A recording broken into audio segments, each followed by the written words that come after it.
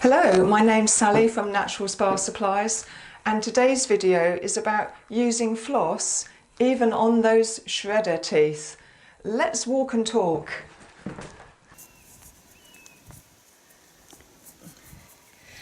Ready?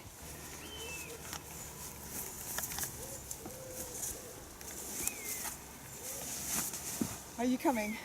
Don't get stung.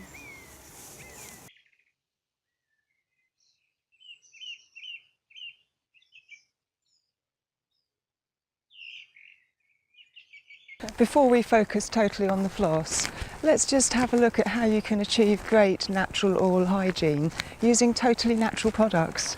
So let's overview the key stages to great oral hygiene. Well, first, cleaning the teeth. And at Natural Spa Supplies, we've got 3 amazing natural options.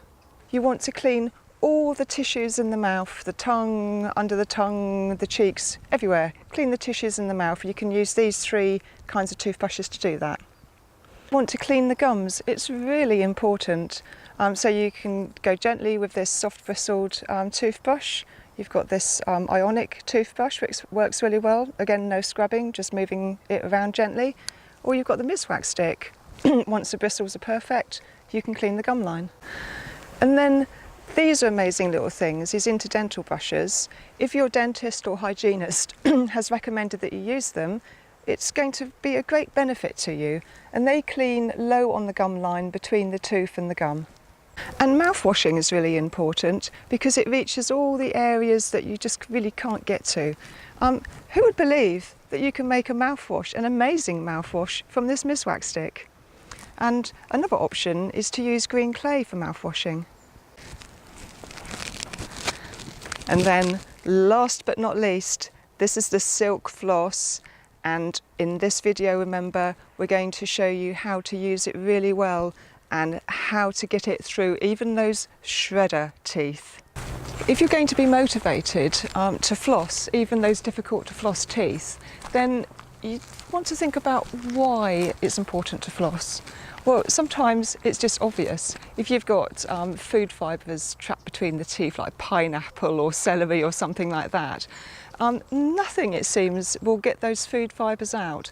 Doesn't matter how agile your tongue is or how much you prod and poke it, those fibres are going to stay there until you introduce the floss. The other thing that floss does, especially when you do it regularly, is it removes the biofilm in between the teeth. And again, it basically helps to preserve the teeth. And you can floss as often as you need to during the day. Sometimes I floss 2 or 3 times. It partly depends what I've been eating. When you floss, you actually introduce oxygen into the gum line, and most of the bacteria that are really damaging to our health, really damaging to our gums and to the bone, are anaerobic. So just this little bit of floss can really do those anaerobic bacteria a lot of harm. They hate oxygen. When you do get successful at flossing, the inside of the teeth become more polished and it becomes easier and easier. It only takes me, well, seconds now to get all around my mouth. And if you don't floss, there will be a build-up of tartar. And this is normally the culprit. This is the stuff that shreds floss, and it looks unsightly too. When you do have tartar formed on the teeth, that's when you know there are going to be problems with the gums, and potentially there are going to be problems with the jawbone as well. So it's really important to get rid of that tartar. And if you can't manage it on your own, the easiest and fastest way is to go to visit the dental hygienist, and they can get rid of it in minutes. When I used to floss, just using like normal commercial floss that you buy in the shops, I really didn't get along too well with it. And one, I had a lot of trouble with the floss snapping and shredding. And secondly, when I did get down to the gum line, it always seemed to cause gum inflammation and bleeding. And I looked more into this, and I found that It's a lot to do with the chemicals that are put onto commercial flosses. And the funny thing is, these chemicals aren't actually listed on the floss packet. So you have to do your own research to find out what they are. So for example, they're using these weird fluoridated kind of fluoride-based waxes, and that could cause tooth sensitivity. They might include SLS or bleachers, and then they might often include sort of chemicals that are supposed to sort of prevent caries and tartar formation and that kind of thing. But the truth of the matter is, most commercial flosses are kind of dipped in loads of different chemicals, and I believe that these can actually contribute to inflammation and sensitivity of the gums. The other big issue is that commercial flosses are normally made out of nylon or Teflon, and just that little strand of floss can take 60 years to break down, and I find that quite disturbing.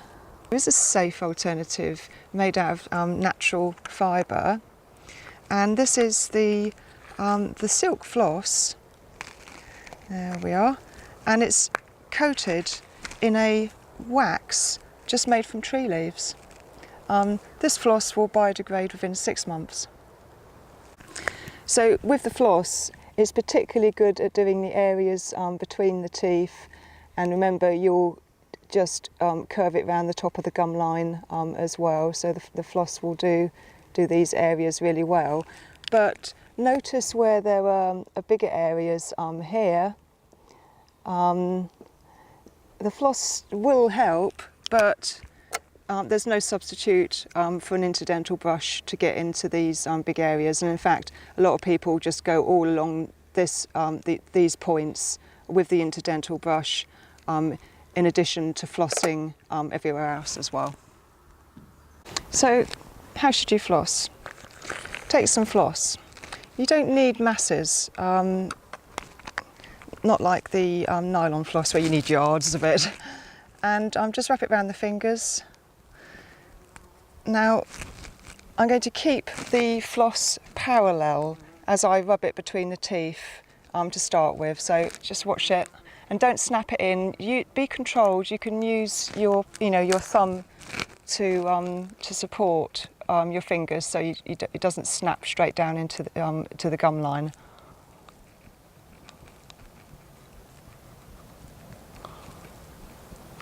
Once you've got the floss moving nicely between the teeth, take the floss lower down to the gum line and gently curve it around the tooth. Gently bend it around both of the teeth, and then just repeat with the other teeth. And a technique that I use to reach the back teeth is I push with my middle finger, and that helps me to keep the floss straight and taut, and also just seems to get the floss further back in the mouth than if I'm just using the front 2 fingers alone. So I'll show you that as well.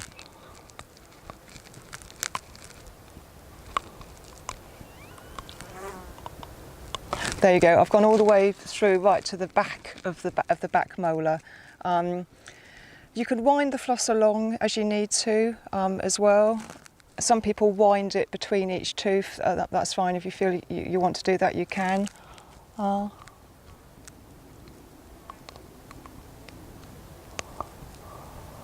that's me done.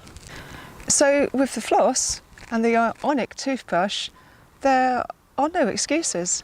Don't let those teeth that trap food and shred floss get the better of you. Remember, you can go to see the dental hygienist to get a good start. You can use the ionic toothbrush to make a great breakthrough. Use those interdental brushes, they're particularly good on the back teeth. And use the floss as often as you need to. I have several packets kept around the house, and that's my secret to getting into an easy habit. So of course I've got one in the bathroom, I've got one in the kitchen, I've got one in the office. Okay, I might have one in my handbag as well. And yeah, well, I've got one in the meadow. So So thanks for coming on my walk with me. I hope you found the video useful. Please like our video, please subscribe to our video.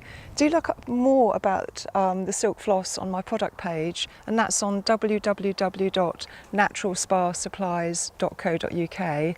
I've also got a blog on there on how to remineralise the teeth. In fact, there's lots of information on the website, so it's definitely worth having a look at it.